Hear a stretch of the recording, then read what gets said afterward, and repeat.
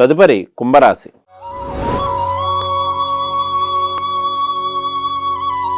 కుంభరాశి వారికి ఈ వారం గ్రహస్థితిని కనుక మనం పరిశీలించినట్లయితే జన్మరాశిలో రాశ్యాధిపతి అయినటువంటి శని యొక్క సంచారం నడుస్తూ, ద్వితీయంలో రాహు సంచారం, తృతీయంలో గురుని యొక్క సంచారం, అష్టమ స్థానంలో కేతు సంచారం, భాగ్యస్థానంలో రాశ్యాధిపతి అయినటువంటి శుక్రుని సంచారం, దశమ స్థానంలో రాశ్యాధిపతి అయినటువంటి కుజుడు తన స్వక్షేత్రంలో సంచారం చేస్తూ, రవి బుధులు ఈ రాశి వారికి ఏకాదశ స్థానంలో సంచారం చేయడం జరుగుతుంది.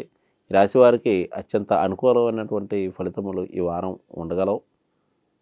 జీవిత భాగస్వామి యొక్క సహాయ సహకారములు లభించగలవు. వృత్తి వ్యాపారాలు ప్రోత్సాహకరంగా నడుచును. దైవ కార్యక్రమాల్లో పాల్గొంటూ ఉంటారు. గురువులను, పెద్దలను దర్శించుకుంటూ ఉంటారు.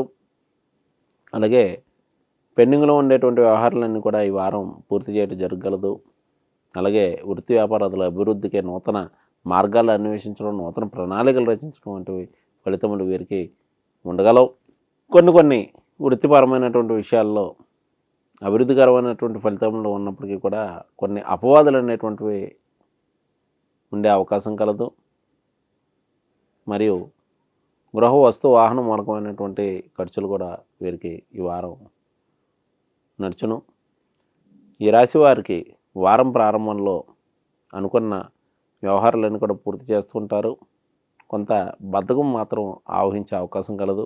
వారం మధ్య నుండి ఆర్థిక కుటుంబపరమైనటువంటి విషయాల్లో ఒడిదుడుకులు ఉండగలవు. వారం చివరిలో బంధుమిత్రులను కలుసుకుంటా, దగ్గర ప్రయాణాలు ఉండుట, నూతన ప్రణాళికలు రచించడం, దైవ కార్యక్రమాల్లో పాల్గొనడం వంటి ఫలితములు ఉండగలవు. ఈ రాశివారు ఈ వారం చేయవలసినటువంటి పరిహార విషయానికి వచ్చినట్లయితే మంగళవారం రోజున ఉలవలు దానం చేయడం, శనివారం రోజున మినపప్పు దానం చేసినట్లయితే కనుక చేపట్టినటువంటి వ్యవహారాలన్నీ కూడా దిగ్విజయంగా పూర్తి చేయగలుగుతూ ఉంటారు.